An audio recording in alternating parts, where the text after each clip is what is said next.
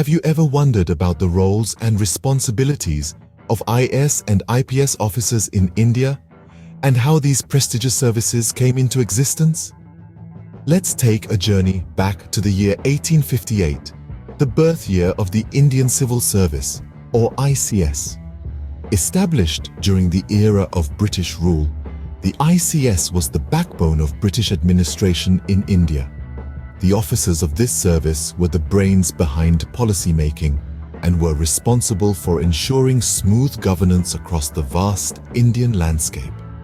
They were the bridge between the British rulers and the Indian subjects.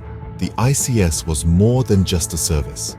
It was a symbol of authority, power, and control that the British had over India.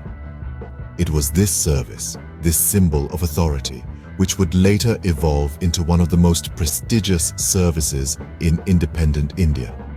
This British-era service laid the groundwork for what we now know as the Indian Administrative Service.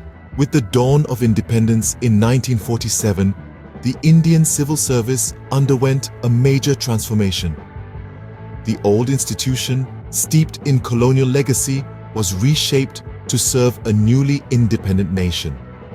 What emerged was the Indian Administrative Service, a beacon of civil administration in the world's largest democracy. The IAS was not merely a shift in name or structure, but a fundamental change in purpose and ethos.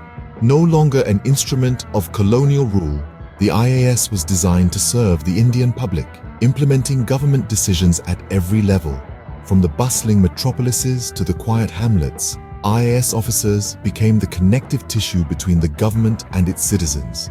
At its heart, the IAS was shaped by a vision of public service. This was a service that would not just administer, but also guide, shape, and implement policy.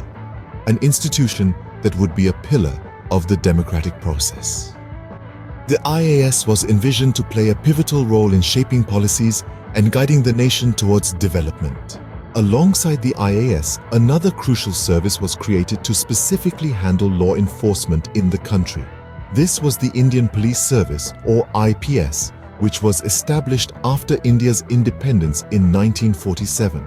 The IPS was an essential part of the significant restructuring of administrative and governance systems that took place during this transformative period in India's history. The IPS is a pillar of India's civil services, with officers serving in key positions across the country. These officers are tasked with a variety of critical responsibilities. They maintain law and order, ensuring peace and stability in their jurisdictions. They investigate crimes, delving into the depths of criminal activity to bring perpetrators to justice. They also manage police forces, providing leadership and direction to the men and women who serve on the front lines of law enforcement. The IPS officers serve as more than just police officers. They are the guardians of law and order, ensuring the security of the nation. IAS and IPS officers have a wide range of responsibilities, and their roles have evolved over time to meet societal needs. Let's start with IAS officers, the backbone of India's administrative machinery. They play a pivotal role in shaping policies that directly impact the lives of millions. From drafting development strategies to overseeing their implementation, an IAS officer's job is nothing short of monumental. They liaise between the government and the public, ensuring that the policies reach the grassroots level. They also monitor the efficient allocation and utilization of resources, keeping a close eye on public funds. Their role extends beyond mere administration. They serve as custodians of social justice, ensuring that government initiatives are inclusive and benefit all sections of society. They also play a key role in disaster management, coordinating relief efforts during natural calamities and crises. Now let's shift our focus to the IPS officers, the guardians of law and order in the country.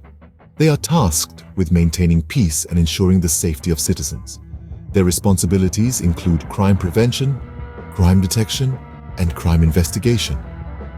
IPS officers oversee the functioning of the police forces, ensuring they operate within the confines of the law.